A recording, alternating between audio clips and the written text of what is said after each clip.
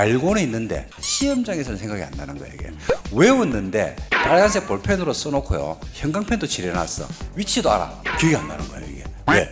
각인이 안 돼 있거든요. 자꾸 반복하라고 하지 않습니까? 그죠? 뭐를 반복해야 될지 모르겠어. 단음별 모의고사 반복해서요, 단모 100점 맞을 때까지, 100점 맞을 때까지 반복하시면 저는 이 영화의 결말을 알고 있는 사람 아닙니까?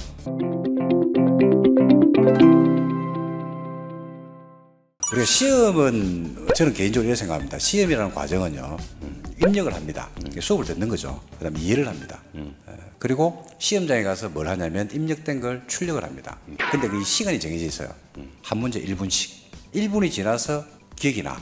그러면 떨어진 겁니다. 모르는 겁니다. 그냥. 시험은 그렇거든요. 시험은 뭐가 중요하냐면요, 입력보다는 출력이 중요합니다. 아무것도 모르는데 그냥 맞추면 그냥 아는 거예요. 그거는 단음별 모의고사라고 하는 문제가 가지고 있는 역할은 이렇다고 보거든요. 처음에는 심화 강의라든지 기본 이론 강의나 다른 강의에서 이해를 해야 돼요.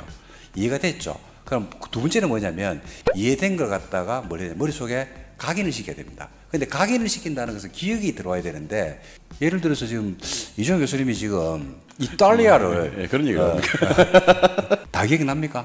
뭐 당연하진 않죠. 그렇죠? 길을 잃어버렸다든지 그렇죠. 뭔가 임팩트가 있는 것만 기억나죠. 그렇죠. 맞습니다. 공부도 그렇습니다. 맞습니다. 그래서 공부를 할 때 그러면 임팩트를 어떻게 줄 것인가 하는 문제인데 가장 좋은 방법은 문제를 틀리는 겁니다. 맞습니다. 고민 속에서 문제를 틀리잖아요. 그죠? 틀린 것들을 가지고 다시 해설 강의를 듣든지 그 부분을 찾아보잖아요. 그죠? 그럼 그게 반복이 돼요.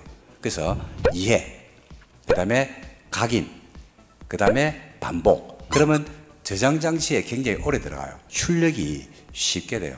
이게 시험의 일반적 과정을 거치는 부분들이라고 생각하거든요. 근데 이제 중간 단계들이 통상적으로 수험생들은 굉장히 많은 부분들이 생략이 되고 있습니다. 일정한 단원이 끝이 나고 나서 그 단원에 맞는 문제를 주면서 수업을 들은 내용들이 제대로 머릿속에 정리가 됐는지를 확인하는 작업을 하는 거거든요. 거기에 상당한 장점이 있다라고 저는 생각을 합니다. 그리고 실제로 제가 이제 오늘도 오전에 단음별 모의고사를 봤거든요. 오후에 단음별 모의고사를 봤는데 우리 수험생들이 이제 문제 푸는 걸 봅니다. 그죠? 보니까 상당히 당황해 하시더라고요. 이거 아는 건데도 불구하고 문제가 20문제 있고 시간을 20분 안에 풀어야 되다 보니까 시간 내 문제 푸는 연습을 지금부터 하시는 거예요. 그 연습을 갖다가 2월 달부터 나중에 찍는 것도 연습을 하실 수가 있습니다. 내가 비는 번호가 3번이니까 3번을 밀까? 이런 부분까지 연습이 되는 거거든요. 그러니까 어쨌든 여러분들은 주어진 시간 안에 문제를 푸셔야 되는 겁니다. 그래서 이론 공부만 너무 오래 하시다 보면 이론 공부의 치명적인 단점이 뭐냐면 그럼 뭐 이렇게 아는 것도 없고 모르는 것도 없는 거예요. 뭐를 아세요? 라고 물었을 때, 뭐를 모르세요? 라고 물었을 때 이론 공부하신 분들은 단 하나의 대답도 못 하시게 되는 건데요. 문제 풀고 그 문제를 해설하는 과정에서 내가 이거 모르고 있는 거구나, 안다고 생각했는데 내가 착했던 거구나, 그리고 아는 건데도 불구하고 시간이 없어서 못 풀었구나, 그럼 앞으로는 내가 이런 부분에 대해서 이런 문제 시간 배분을 해야 되겠구나라는 것을 미리 연습할 수가 있게 되는 거거든요. 그래서 꼭 시간 내에 문제 푸는 연습을 하시고 채점까지를 꼭 해주세요. 그 다음에 못 푼 문제는 찍어서 맞춘 것도 맞다고 얘기해 주세요. 그것도 확률과 통계는 엄연히 학문이거든요. 그러니까 찍어서 맞추는 연습까지도 여러분들이 단음별 모의고사를 통해서, 그러니까 지금 어디든지 다 이론 수업하고 있거든. 우리 랜드하나가 전 세계 최초로 벌써부터 단음별 모의고사 문제풀이를 하고 있으니까요.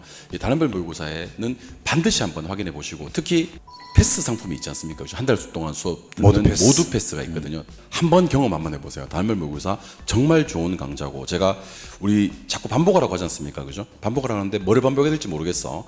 단음별 모의고사 반복해서요, 단모 100점 맞을 때까지 반드시 합격합니다. 이건 뭐 제가 여러분들, 저는 영화의 결말을 24번, 25번 본 사람이지 않습니까? 강의를 24년째, 25년째 했던 사람 아닙니까? 그죠? 그러니까 내가 안다니까 2월 달부터 시작하시는 분들 활용해 주시면 좋을 것 같다라는 얘기를 들어봅니다. 그렇죠.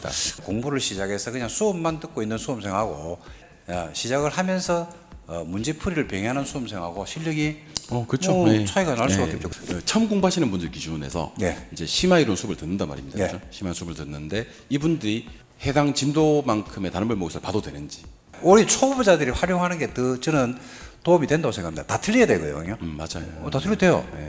시험 아니잖아 지금. 그죠? 시험에서 안 틀려야 되거든요. 그러니까 틀리는 연습도 상당히 필요하고, 실제 시험장에 가면 이제 과목별로 좀 차이는 있습니다만 공법은 손도 못 대는 문제, 킬러급 문제들이 통상적으로 한 8개 정도는 출제가 됩니다. 매년 그렇거든요.